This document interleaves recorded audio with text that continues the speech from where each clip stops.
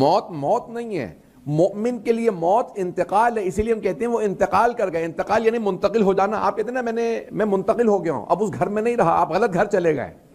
اسی طرح سے ہماری یہ روح اس جسم سے نکل کے انتقال کر جائے گی، اس دنیا سے ایک نئے ریلم میں چلی جائے گی، ایک نئے عالم میں چلی جائے گی. اب 6 عالم ہے، جلدی پیش کروں گا، میں نے کہا ٹیکنیکل ہے ساری آج. تو ایک ہے عالم، جب اللہ نے ہماری ارواح کو خلق کیا، عالم ذر. قرآن کریم میں اب اس میں سورہ اعراف میں بحثیں ہیں، میں اس میں نہیں جاؤں گا کہ اللہ سبحانہ وتعالیٰ نے کہا کہ الستو بربکم، کیا میں تمہارا رب نہیں ہوں؟ جب اللہ نے ساری ارواح کو خلق کیا، the day he created all the souls he asked الستو بربکم، یوم الست کہا جاتا ہے اسے کہ am I not your Lord، کیا میں تمہارا رب نہیں ہوں؟ قالوا بلا، تو قرآن کہتا ہے کہ سب نے کہا بے شک تو ہی ہمارا رب ہے. تو پہلا لفظ جو انسانوں نے بولا تھا وہ تھا بلا، بے شک. بلا عربی میں کہتے ہیں افرمیشن کے لیے آتا ہے، نام نہیں، یس نہیں ہے، بلکہ بے شک تو ہی ہمارا رب ہے. اسی لیے اللہ نے قرآن کو بھی بے سے شروع کیا، بسم اللہ. جب بھی تم قرآن پڑھو گے تمہیں یاد آنا چاہیے پہلا لفظ تم نے بولا تھا، بلا، بے شک، آف کورس تو ہی ہمارا رب ہے، تاکہ تمہیں یاد رہے تم پہلے قبول کر چکے ہو کہ میں تمہارا خدا ہوں، اب کسی اور کو خدا نہ مان لینا. تو اب انسان جو ہے وہ اللہ کی بندگی میں رہے. اب میں نے ٹیکنیکل موضوع لیا، تو پہلا جو ہے وہ یوم الست، یہ پہلا عالم، ہاں یوم الست. تو جہاں پہ صرف ارواح اچھی. دوسرا عالم ہمارے اجداد کے جو ہم صلبوں میں رہے ہیں، یہ دوسرا عالم ہے، the loins of our forefathers، یہ صلب دوسرا. تیسرا رحم مادر، اپنے اپنی ماں کی جو شکم میں رہیں، تیسرا رحم مادر ہے. چوتھا یہ دنیا، یہ ایک عالم ہے، عالم مادی، عالم دنیا. پانچواں عالم عالم برزخ، وہ صرف وہ بھی دوبارہ روح کا ہے. پھر چھٹا عالم معاد، جس دن قیامت آئے گی پھر ہم جنت، یا ہم تو جنت میں انشاءاللہ جائیں گے، جنت و دوزخ کے اندر لوگ جائیں گے جب فیصلے ہوں گے جنت. تو چھٹا عالم وہ ہے، دوبارہ صرف روح نہیں جائے گی جنت میں، جسم کے ساتھ جنت میں جائیں گے. تو عزیزان گرامی، اب یہ میں سارے عالم جلدی پیش کرنا چاہ رہا تھا، لیکن میں صرف یہ برزخ کو پیش کروں گا آج. اگر موت کو اگر سمجھ لیں، یہ جتنا بھی کم وقت کے اندر میں نے وعدہ کیا، تو خود اب یہ قرآن کریم میں ایک سوال ہے نا. ابھی آج بہت سے لوگ کہتے ہیں، آج کل تو میں نے مسلمان بھی دیکھے جو کہتے تھے نہیں جنت میں روح ہی جائے گی، جسم نہیں جائے گا. تو سورہ یاسین کے اندر یہ آیت موجود ہے کہ سرور کائنات نے جو کہا نا کہ نہیں انسان جسم کے ساتھ جائے گا. تو ایک آدمی نے کیا کیا، میں تفسیر دیکھ رہا تھا، بزرگ علماء نے جو لکھی ہے، کہ اس نے کیا کیا کہ ہڈی سمجھتے نا، یہ بون کیلشیم سے بنی ہوئی ہوتی ہے. تو اس نے کیا کیا، اس کو خاکستر بنایا، پیسا. ایک قبرستان سے ہڈی ملی اسے ایک آدمی کی، اس نے اس کو پیسا، پاؤڈر بنا دیا، اس کا بالکل خاکستر بنایا. عربی میں کہتے ہیں رمیم. قال ومن یخلق العظام وهی رمیم. اس نے رسول خدا کے سامنے آ کے وہ پاؤڈر جو ہے پھونک سے اڑایا، وہ سارا کا سارا ہوا میں اڑ گئی، ہڈی کا جو پاؤڈر تھا. قال ومن یحیی العظام وهی رمیم. اللہ کو اتنا سوال پسند آیا، اللہ نے سورہ یاسین قلب قرآن میں رکھا، اور وہیں پہ جواب دیا، قل یحییھا الذی انشأھا اول مرہ وہو بکل خلق علیم. اے میرے حبیب کہہ دیجئے جس نے پہلی مرتبہ خلق کیا تھا جب وہ تھی ہی نہیں ہڈی، اسے اس ہڈی کا پلٹانا کون سا مشکل کام ہے، جبکہ وہ علیم بھی ہے، حکیم بھی ہے. تو اللہ علیم ہے، وہ اپنے علم سے دوبارہ اس کو دیکھے پلٹانا مشکل نہیں ہوتا، بنانا مشکل ہوتا ہے. تو اس اللہ نے جب وہ تھی ہی نہیں ہڈی بنا دی تھی، اب ہڈی کو دوبارہ پلٹانا ہڈی کی شکل میں کون سا مشکل ہے. علامہ طباطبائی نے نا فلسفے میں بدایہ میں ہدایہ ہے بڑی بحث کی ہے فلسفے میں، پڑھوں یہ سب. اب وہ کہتے ہیں کہ یعنی مثال کے طور پہ یہ ہڈی، مثال کے طور پہ ایک آدمی کو دوسرا جانور کھا گیا مثال کے طور پہ، یا ایک انسان کو کھا گیا، جیسے افریقہ میں کھا لیتے تھے پہلے، اب تو کم ہو گیا لیکن ابھی بھی ہے. میں نیوز میں دیکھ رہا تھا، وہ ایک انگریز برٹش صحافی تھا، جرنلسٹ تھا، اس نے پوچھا کہ ایک وہ قافلے یعنی ایک قبیلے والے دوسرے قبیلے کے آدمی لے کے جا رہے تھے، تو کہنے لگے کہ are you going to eat ہم، تم کھاؤ گے اسے؟ تو ایک بچے نے کہا کہ نہیں، ہمارا قبیلہ آدم خور نہیں ہے، ہم لوگ انسان کو نہیں کھاتے، یہ جس کو ہم نے پکڑا نا یہ انسان کھا لیتے ہیں، ہم لوگ انسان نہیں کھاتے. تو اس نے کہا پھر تم کیا کرو؟ کہیں گے ہم صرف خون چوس کے پھینک دیں گے اس کو، ہم کھاتے نہیں، صرف ہم خون پی لیتے ہیں اور اس کے بعد پھر انسان کو پھینک دیتے ہیں، ہم انسان آدم خور نہیں، ہم انسان نہیں کھاتے. تو پرانے زمانے میں کہا نا کہ جیسے انسان جیسے وہ جانور کھا لے، کسی اور کے جسم کا حصہ بن گیا، امام سے پوچھا تو اس کو پلٹائے گا؟ امام نے کہا اللہ اس سے بھی برزخ بھی ہوگی.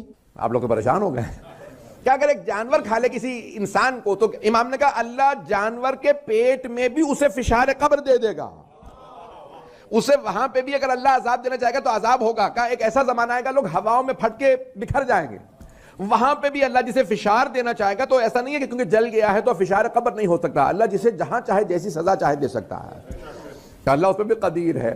تو اب یہاں پہ جو میں پیش کرنا چاہ رہا ہوں، پریشان تو نہیں ہو رہے لوگ؟ تو جانے کہ علامہ طباطبائی نے پوری بحث کی ہے کہ بھی کیسے مثال کے طور پہ اللہ پلٹائے گا. تو وہ کہتے ہیں کہ یہی ہمارا جسم میڈیکلی پروون ہے, یہاں پہ ڈاکٹرز بیٹھے ہوئے ہیں وہ شاید اس کی تصدیق کریں گے, یہی آپ کا جو جسم ہے نا یہ چند سال میں وہی جسم نہیں رہتا جو ہے. آپ لوگ مسلسل چیزیں کھاتے رہتے ہیں, آپ کی ساری خون بدل جاتا ہے, کیلشیم بدل جاتا ہے, ساری چیزیں بدلتی رہتی ہیں, انسان مسلسل ڈیولپ ہوتا رہتا ہے, یہی انسان. لیکن پھر بھی آپ مجھے جب بھی ملیں گے کہیں گے یہ مولانا علی رضا رضوی ہی ہے, چاہے وہ ایکسیڈنٹ سے ہو کے آئیں, آپریشن کروا کے آئیں, کچھ بھی کر کے آئیں, تو پھر بھی میں علی رضا رضوی ہی رہوں گا. علامہ طباطبائی کہتے ہیں جب اسی دنیا کے اندر میڈیکلی پروون ہے کہ 6 برس کے اندر انسان کا سارا خون نیا بن چکا ہوتا ہے, وہ پتہ نہیں کیا کیا چیزیں نہیں بن جاتی ہیں, تو کیسے ممکن ہے پھر بھی لوگ کہہ رہے ہیں یہ وہی ہے. اللہ بھی پلٹائے گا, جب مٹی سے اور جانور سے دوبارہ نکالے گا تو ہر انسان دیکھ کے کہے گا یہ وہی ہے جسے میں دنیا میں چھوڑ کے آیا تھا, تو اللہ ویسا ہی اسے پلٹا دے گا. انہوں نے بڑی علمی بحث کی ہے, میں اس میں نہیں جاؤں گا, ٹیکنیکل بحث کی, انہوں نے ثابت کیا ہے علامہ طباطبائی نے کہ انسان کا جسم واپس آ سکتا ہے, اللہ پلٹانا چاہے کسی بھی چیز کو جیسے بھی چاہے پلٹا دے. تو انہوں نے اس کی بہت زیادہ انٹلیکچوئل پروفز دی ہیں, میں تفصیل میں نہیں جا رہا. اب یہ کیا ہوگا انسان کے ساتھ, اب یہ موت, ہم کہتے ہیں نا کہ موت کس چیز کو آئے کہ نفس کو. اب یہ 3 چیز الفاظ ہیں قرآن کریم میں ویسے بھی استعمال ہوئے مشترک ہوئے. چلیں اب میں سارے ٹیکنیکل ویسے نہیں کرنا چاہ رہا تھا آج, لیکن میں نے زیادہ چھیڑ دیا, تو چلیں اب سن لیں. اب یہ ابھی مولانا سے میں پوچھا تھا کہ کیا پڑھوں, تو انہوں نے یہ آیت دی ہے, تو اب سن لیجیے. اب تو اب آئیے ذرا میں جو پیش کروں گا اس کو تھوڑا سا ٹیکنیکل ہے, لیکن میرا آپ سے وعدہ ہے کہ انشاءاللہ تعالیٰ آپ کا ایمان میں اضافہ ہی ہوگا, میں شک نہیں ڈالوں گا.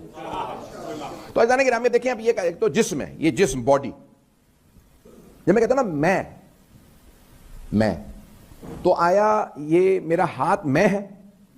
نہیں, کیونکہ یہ تو میرا ہاتھ ہے. یہی کہتے ہیں نا میرا ہاتھ. کیا میرا چہرہ میں ہوں؟ نہیں, یہ چہرہ بھی میرا ہے. تو وہ کوئی میں ہے جس کی یہ سب ملکیت ہے. ہم کہتے ہیں نا میرا جسم, یہ پورا جسم میں نہیں ہوں, میرا ہے. اس کا مطلب ہے وہ جو اصل ہے وہ یہ جسم نہیں ہے, وہ میں ہے, وہی روح ہے. روح کے اور نفس کے اس بات کے لیے ثابت کرنے کے لیے آقا حسن زادہ امری نے پوری کتاب دروس معرفت نفس پوری کتاب لکھی ہے. اس کے اندر بہت زیادہ دروس ہے اور انہوں نے اس کو بہت آسان بنا کے بہت زیادہ دلیلیں دی ہیں. یہ ایک دلیل یہ ہے, جب آپ کہتے ہیں میں, تو کوئی بھی آدمی یہ نہیں کہتا میں میرا جسم ہوں, بلکہ یہ میرا جسم ہے.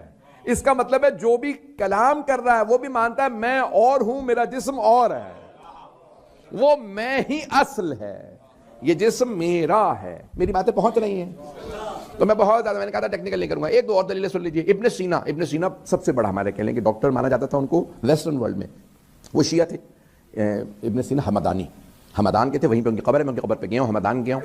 اور بہت بڑے, یعنی ان کو کہا جاتا ہے اٹلی اور فرانس میں کہتے تھے کہ پورے انسانیت کے اندر دیکھا جائے تو ایک صرف آدمی جس نے اپنا 10% برین استعمال کیا ہوگا وہ ابن سینا. انگلش میں کہتے ہیں ایورسینا.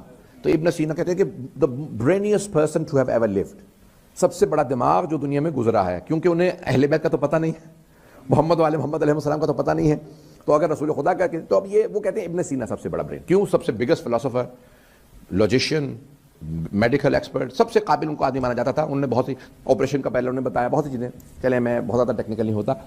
تو ابن سینا نے, ان سے کسی نے پوچھا کہ بھئی دلیل دیجئے کہ روح ہے. وہ کہتے ہیں نا جسم ہے تو روح بھی ہے. مادیون جو ہیں, مٹیریلسٹ جو ہیں, وہ نہیں مانتے کہ روح ہے. ابن سینا سے پوچھا, انہوں نے کئی دلیلیں دی ہیں. وہ کہتے ہیں نمبر 1 ڈیجا وو. یہ جو آپ ڈیجا وو ہوتا ہے نا, ڈیجا وو سمجھتے ہیں سب لوگ, آپ سمجھتے ہیں یہ پہلے ہوا ہے, میں یہاں پہلے آیا ہوں, جبکہ آپ کو پتا ہوتا میں پہلے نہیں آیا. ابن سینا کہتے ہیں یہ روح گئی ہے جب آپ سو رہے تھے. روح نے اتنا وہ اسٹرانگ ایکسپیرینس کیا کہ آپ کو جاگتے میں بھی یاد رہا. اس کا مطلب ہے روح ہے. یہ جو اللہ کہہ رہا ہے کہ وہ نوم ہو گئی, یہ تمہاری آدھی موت ہے, روح نکل جاتی ہے جسم سے. اللہ قرآن میں کہہ رہا ہے جب انسان سوتا ہے, جب تم سو رہے ہوتے ہو, اللہ کہہ رہا ہے یہ تمہارا سونا میری نشانیوں میں سے ایک نشانی ہے. One of my signs that I exist is your sleep. نوم, تمہاری نیند. جب انسان سوتا ہے تو روح نکل جاتی ہے. اب آپ مثال کے طور پہ خواب میں دیکھ رہے ہو تو میں لاہور میں ہوں, وہ روح گئی ہوتی ہے خواب میں, لیکن اچانک کوئی آواز دیتا ہے تو آپ لندن ہی میں اٹھتے ہیں, لاہور میں نہیں. کئی لوگ اچانک سوتے میں مر جاتے ہیں کیونکہ ان کی روح پلٹ نہیں پاتی ان ٹائم. اب سمجھ میں آیا عزیزان گرامی؟ یہ ابن سینا نے پوری بحث کی ہے کہ یہ دلیل ہے کہ روح ہے. ابن سینا نے ثابت یہ بہت زیادہ پروف دیے ہیں. تو وہ کہتے ہیں کہ یہ انسان کا, اب یہ روح کے اندر کیا ہوتا ہے کہ اب آپ کہتے ہیں نا کہ نہیں مرنے کے بعد یاد رہے گا کہ نہیں, یہ جسم میں میرا برین رسپانسبل ہے میری میموری کا. لیکن در حقیقت میری میموری میری روح کے ساتھ ہے. مرنے کے بعد بھی مجھے میرا علم بھی یاد رہے گا, میرا ایمان بھی یاد رہے گا, اولاد بھی یاد رہیں گی, مجھے یہ بھی یاد رہے گا میں رسول خدا مولا علی کا ماننے والا تھا. پتہ نہیں میرے جملے پہنچ رہے ہیں نہیں پہنچ رہے. تو انسان کو سب کچھ یاد رہے گا, یہ سب چیزیں روح کے ساتھ ہیں. یہ انسان مرنے کے بعد اس کی فیلنگز ختم نہیں ہوں گی. بچہ تڑپتا ہوگا نا مرنے کے بعد, تب بھی انسان کو خیال آئے گا. باپ کو یاد رہے گا یہ میرا بیٹا ہے. پتہ نہیں میرے جملے پہنچ رہے ہیں نہیں پہنچ رہے. ایسا نہیں کہ ہمارا عقیدہ یہ ہے کہ جن کی آج مجلس ہو رہی ہے ان کا جسم بے شک قبرستان میں ہو, ان کی روح یہاں موجود ہے. ایسا نہیں کہ جب آپ کسی کی مجلس کرتے ہیں ان کے لیے فاتحہ پڑھتے ہیں, یہاں تک ہے کہ جیسے آپ قبر پہ بھی جاتے ہیں, اگر ان کی روح چلی گئی ہے, وادی السلام چلی گئی ہے یا کہیں اور چلی گئی ہے, تو فرشتے کہتے ہیں جلدی جاؤ تمہاری قبر پہ کوئی آیا. کہ مولا وہ تو بہت لمبا سفر ہے, تو فرمایا کہ نہیں, نور سے زیادہ تیز ہے. کچھ لوگ پہنچ گئے ہیں. دیکھیں آپ سورج کتنی دور ہوتا ہے, آپ آنکھ بند کر لیجیے, جیسے ہی ہٹائیں گے فوراً روشنی پہنچ جاتی ہے. اتنی رفتار ہے نور کی. عزیزان گرامی, اس سے بھی زیادہ رفتار روح کی ہے. آئے ذرا مولا امیر علیہ السلام کی ایک اور بات کو پیش کر دوں کہ روح سے متعلق. اب دلیلیں تو بہت زیادہ ہیں, لیکن اب مولا امیر نہج البلاغہ میں ایک بہت خوبصورت مولا کا خطبہ. مولا فرماتے ہیں کہ تم دیکھتے ہو کہ ایک ماں کے شکم میں بچہ ہے, بچے کی روح پرواز کر جاتی ہے. کیا تم نے کبھی غور کیا, دو جسم ہیں, دو روح ہیں. ایک جسم کے اندر ہے, اس کی روح بھی اس کے ساتھ ہے. مولا نے کہا تم نے کبھی غور کیا یہ جو ملک الموت آیا تھا اس نے کیسے روکا, ایک روح رک جا دوسری ساتھ چل. کب وہ آیا اندر گیا تھا, اس کو نکالا اور ماں کو پتہ بھی نہیں چلا, یا باہر سے اشارہ کیا تھا, یا اس نے ساتھ ہی میں قیام کر رکھا تھا, ایک سے کہہ دیا تم رک جاؤ, تمہارے جانے کا وقت نہیں, میرے جانے کا وقت ہے, تم چلو. توجہ, مولا کہتے ہیں ابھی تک تم روح کو نہیں سمجھے, کیونکہ روح لطیف ہے. It's still. لطیف یعنی سٹل. ہوا لطیف ہوتی ہے نا, آپ ہاتھ کہتے ہیں تو یہ محسوس نہیں ہوتی, لطیف ہے, بہت زیادہ نازک. تو اب اسی طرح سٹل انگلش میں کہتے ہیں نا, تو مولا کہتے ہیں روح لطیف ہے, سمجھ نہیں آ رہی, اور وہ هو اللطیف الخبیر, اور اللہ اتنا لطیف ہے جس نے روح کو لطیف بنایا.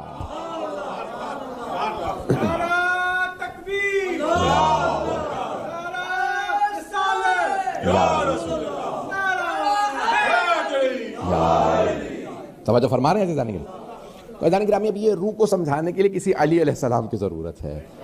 تو مولا فرما رہے ہیں کہ آپ دیکھیں گے تو یہ روح اتنی لطیف ہے. اب آئے ذرا لطیف سٹل. دیکھیں ہوا پھر بھی لطیف ہوتی ہے نا, آپ ہاتھ لگاتے ہیں تو آپ کو محسوس ہوتا ہے کہ ہاں ہوا ہے. توجہ, سائنس نے ثابت کیا ہوا کے وجود کو. پڑھوں یہ سارا, جب آپ جائیں گے نا تو آپ فزکس کے لیسن کے اندر, یا جب سائنس پڑھیں گے نا بچوں کو پڑھا رہے ہوں گے, تو کہتے ہیں ثابت کرنے کے لیے کہ ہوا وجود رکھتی ہے, اٹ ایگزسٹ ایئر, اور اٹ ٹیکس اسپیس, یہ جگہ بھی گھیرتی ہے. تو کہتے ہیں کہ یہاں پہ غبارہ لیے خالی ہے, اسی میں ہوا بھر دیں. اب وہی غبارہ ایک مرتبہ پھول جاتا ہے, اس کا مطلب ہے اس میں ہوا آئی ہے تو بھر گیا.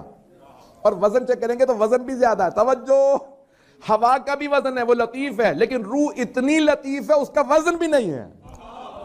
نہیں پہنچا سکا. فرانس میں ایک ایکسپیریمنٹ کیا گیا کہ دیکھا جائے کہ ایک آدمی کو اسکیل پہ رکھا جائے کہ آخری وقت میں کیا ہوتا ہے اس کا. جب اس کا اسکیل پہ رکھا گیا کہ اس کی روح نکلنے والی ہے, تو 1 گرام بھی وزن نہیں نکلا. پتہ نہیں لوگ ہیں یا نہیں ہے. ہوا کا بھی وزن ہے, وہ لطیف ہے, لیکن روح اتنی لطیف ہے, ہوا دیوار کے پیچھے رک جاتی ہے, روح جسم سے بھی باہر چلی جاتی ہے. اللہ سبحانہ و تعالیٰ جب کسی چیز کو کہتا ہے نا یہ لطیف ہے, تو وہ خالق ہے. بعض فلاسفہ نے کہا کہ روح اللہ کی طرح سے لطیف ہے. نہیں, قرآن کہتا ہے لیس کمثلہ شیء, اللہ جیسی کوئی چیز نہیں ہے. روح بھی اللہ جیسی نہیں ہے. روح لطیف ہے لیکن اللہ جیسی لطیف نہیں. اللہ ہر جگہ موجود ہے. میرے جملے پہنچ رہے ہیں جانے کے نام. تو اب روح لطیف ہے, روح لطیف ہے. تو اب انسان جب اس کا نہ وزن ہے نہ آپ کو رنگ نظر آئے گا. مثال کے طور پہ ایک آدمی کی روح نکلنے والی ہے, نہ رنگ ہے روح میں. ایسا ہوتا نا کہ انہوں نے باقاعدہ کئی وہ لگائے ہوتے نا کہ آپ لوگ الٹرا, بہت سے رنگ ہم نہیں دیکھ پاتے. ایسا ہی ہے نا, بہت سے رنگ ہم دیکھ نہیں پاتے, انسان نہیں دیکھ پاتا. ہماری آنکھ اتنی تیز نہیں ہے. مثال کے طور پہ عقاب کے لیے کہتے ہیں کہ وہ 300 گنا زیادہ ہمارے سے تیز دیکھتا ہے. 3 ٹائمز نہیں, 300 ٹائمز انسان سے زیادہ تیز دیکھتا ہے. اور ایک وہ کہتے ہیں جو آدمی مسلسل ٹیکسی چلاتا رہے, ٹیکسی ڈرائیور ہے, وہ 8-10 گھنٹے چلاتا رہے, تو وہ کہتے تھے 30 ٹائمز ہم سے زیادہ تیز وہ دیکھتا ہے. سگنل یہ ہو گیا, وہ ہو گیا. کیوں؟ کیونکہ اس کا کنسٹنٹلی کام یہی ہے. پتہ نہیں لوگ ہیں یا نہیں. 300 گنا زیادہ رفتار ہوتی ہے عقاب کی. وہ چیزیں دیکھ لیتا ہے جو ہم نہیں دیکھتے. پانی آ کہاں رہا ہے, عقاب کس پہ گر رہا ہے, تو باقاعدہ وہ ایک دم سے پانی کے اندر جاتا ہے, چیز نکال لیتا ہے. بہت سی چیزیں چمگادڑ رات میں وہ دیکھ لیتے جو ہم نہیں. کچھ رنگ وہ دیکھتے ہیں, کچھ چیزیں وہ دیکھتے ہیں جو ہمیں نظر نہیں آتے. تو انہوں نے بہت سے مختلف چیزیں لگائیں دیکھنے کے لیے کہ روح کا رنگ کیا ہے. رنگ بھی نظر نہیں آیا, وزن بھی نہیں تھا. اسے آپ سونگھ بھی نہیں سکتے. توجہ, یہ ساری کی ساری چیزیں روح میں نہیں ہیں. اس کا مطلب ہے اتنی لطیف ہے کہ نہ ہم ہاتھ لگا سکتے ہیں, نہ رنگ دیکھ سکتے ہیں, نہ سونگھ سکتے ہیں, نہ سن سکتے ہیں. جب روح اتنی لطیف ہے, او انسانوں روح سمجھ نہیں آئی, اللہ کا انکار کیسے کیا؟ جانے گرامی یہ لطیف ہے, جتنی بھی باریکیوں میں کہیں گے, میں نے کہا تھا ٹیکنیکل رہے گا تھوڑا سا, تو جانے گرامی یہ روح لطیف ہے. اب اگر ہمیں سمجھ میں آ جائے کہ یہ روح کتنی لطیف ہے, اللہ نے اس میں کتنی باریکیاں رکھی ہیں. اب اللہ نے اس کو نشانی بنا. مختلف لوگوں نے دلیلیں دی ہیں روح کے ہونے پہ. میں نے آپ کے سامنے 5-6 دلیلیں دے دی ہیں کہ روح ہے. اور مرحوم حافظ کفایت حسین صاحب, علامہ حافظ کفایت حسین صاحب نے ایک بحث کی ہے. وہ کہتے ہیں, ان کی بہرحال میں نے مجالس پڑھی ہیں, وہ بہت ٹیکنیکل ہے ان کی مجالس, یعنی وہ زمانے بھی مجھے سمجھ میں نہیں آتا کہ انہوں نے مجمع میں پڑھی کیسے, یا اس زمانے کے لوگوں کا لیول اتنا ہائی تھا, یا پھر مجھے بعد میں میرے والد صاحب نے بتایا کہ نہیں, ان کی مجلس میں زیادہ لوگ نہیں بیٹھتے تھے, آدھے سے زیادہ مجمع اٹھ کے چلا جاتا تھا. جیسے ذاکر ختم کرتا تھا نا تو لوگ اٹھ کے چلے جاتے تھے. تو لوگوں سے پوچھتے تھے کہ اٹھ جاتے ہیں, تو کہتے ہیں سمجھ ہی نہیں آتے کیا پڑھ رہے ہیں. اتنا گاڑھا فلسفہ پڑھتے تھے کہ ٹیکنیکل لوگ بیٹھتے تھے. میرے دادا عالم دین تھے, والد صاحب کہنے لگے کہ دادا بیٹھتے تھے وہیں پہ, وہ کہیں گے میں بشیر صاحب بھی سنتا تھا. تو میں نے کہا کیوں, کہ وہ مناظرہ پڑھتے تھے, حافظ صاحب فلسفہ, پتہ نہیں لوگ ہیں یا نہیں. تو کہا ان کی فلسفی سمجھ میں نہیں آتی تھی. تو کہا بہت ڈیپ گاڑی میں. تو میں ان کی مجلس پڑھ رہا تھا, تو انہوں نے کہا کہ بھئی موت کس سے آتی ہے؟ کل نفس ذائقۃ الموت. تو آپ یہ دیکھیے گا, میں دیکھ رہا ہوں حافظ صاحب کی ایک عجیب و غریب چیز انہوں نے نکالی ہے. وہ کہتے ہیں قرآن کریم میں روح الگ ہے, جسم الگ ہے, نفس اللہ نے کہا کہ موت. تو کہتے ہیں وہ جو روح اور جسم کے درمیان میں رابط ہے وہ نفس ہے. جیسے ہی وہ ربط ٹوٹے گا روح الگ ہو جائے گی, جسم الگ ہو جائے گا. کہ اس رابط کا نام, اس کنیکشن کا نام نفس ہے. اور موت آنی ہے نفس کو, روح تو باقی رہے گی. آپ کی روح سانسا چلتی رہے گی. کیوں؟ کیونکہ جسم سے محبت کرتی ہے. کیوں وہ انسان کو اٹیچمنٹ ہوتی ہے, اٹریکشن ہوتی ہے. پڑھوں یہ سارا, میں 5 سے 10 منٹ اور زحمت دوں گا. جہاں تک آپ لوگ سن رہے ہیں میں وہاں تک پڑھ رہا ہوں. تو اب میں اتنی, آپ جانتے ہیں میں اتنی ٹیکنیکل نہیں کرتا بحثیں, بہت آسان کوشش کرتا ہوں کہ کروں. لیکن آج میں نے تھوڑا سا سوچا کہ بھی مجمع کم ہے تو چلیں آج تنگ کرنا آسان. تو اب یہ سن لیجیے جانے گرامی, اب کیا ہے یہ عجیب و غریب چیز ہے. یعنی کہ دیکھیں انسان کا جسم اور روح. آپ ایک گھر میں رہتے ہیں, ایک ہی گھر میں آپ 20 سال رہے, 30 سال رہے, وہاں سے شفٹ ہو گئے. جب آپ گزریں گے نا کہ میں یہاں رہتا تھا, وہاں میں نماز پڑھتا تھا, وہاں میں پڑھتا تھا, وہاں میرا بیڈ روم تھا, پتہ نہیں لوگ ہیں یا نہیں. انسان جس گھر میں رہتا ہے اس سے اتنی اٹیچمنٹ ہو جاتی ہے. اور اگر روح کو جسم کے علاوہ پتہ ہی کچھ اور نہیں ہے, وہ اسی کو گھر سمجھتی ہے. جب وہ اس جسم سے الگ ہوگی اسے خود بخود اٹیچمنٹ ہوگی. ایزان گرامی مولا امین نہج البلاغہ میں بڑے عجیب و غریب انداز سے یہ خطبے پیش کر رہے ہیں, مختلف خطبوں کا خلاصہ پیش کر رہا ہوں. مولا فرماتے ہیں کہ یہ انسان کیا کرتا ہے, اگر کوئی مثال کے طور پہ انسیکٹ, حشرات الارض کو کیڑا مکوڑا پہ بیٹھ کے کیا کریں گے, مار دیتے. تیری اتنی جرت, تم مجھ پہ بیٹھ گئی, تجھے نہیں پتا میں کون. انسان اپنے کو کیا سمجھتا ہے. اور جب مر جائے تو کہتے ہیں, مولا کہتے ہیں کہ طاقت نہیں ہوتی اس کیڑے کو نکالنے کی جو جسم کھا رہا ہوتا ہے. کیسے کیسے تم لوشنس لگاتے تھے, یہ خبردار مجھ پہ نہ بیٹھے, مجھے اذیت نہ کرے. کہا کفا واعظم, کفا یعنی عجیب و غریب جملہ مولا کا. مولا کہتے ہیں کفا واعظن بموت عینتمہم, تمہارے وعظ و نصیحت کے لیے وہ مردے کافی ہیں جنہیں تم نے اپنی آنکھوں سے دیکھا. مولا فرماتے ہیں نازلین, قبروں میں خود نہیں اتر رہے, اتارے جا رہے ہیں. یہ وہی آدمی تھا جو طاقتور تھا, جو چلتا تھا, تو لوگ کہتے تھے وہ آ رہے ہیں, اس کے قدموں کے چلنے کی آہٹ محسوس ہو رہی ہے. مولا فرماتے ہیں پھر اس میں اتنی بھی طاقت جس میں نہیں رہے گی, اسے اتارا جائے گا, اترنے کی طاقت نہیں ہوگی. کتنے عجیب و غریب جملے ہیں. مولا فرماتے ہیں جو کیڑوں کو مار دیتا تھا, اب وہ کیڑا کھا رہا, اس میں طاقت نہیں ہے. پھر مولا فرماتے ہیں کہ یہ انسان کیسا ہے, جب چلے گا تو یعنی اس میں طاقت نہیں, لے جا رہا ہے, کاندھوں پہ لے جایا جا رہا ہے. پھر یہ جب قبر میں اتار دیا جائے گا, پھر مولا فرماتے ہیں کہ وَأَمَّا الْمِيرَاثُ فَقَدْ قُسِمَتْ, جہاں تک تمہاری میراث کا تعلق ہے تقسیم ہو گئی. کس سے خطاب کر رہے ہیں مولا پردوں سے, وادی السلام میں, نجف اشرف میں حضرت کمیل ابن زیاد صاحب ہیں.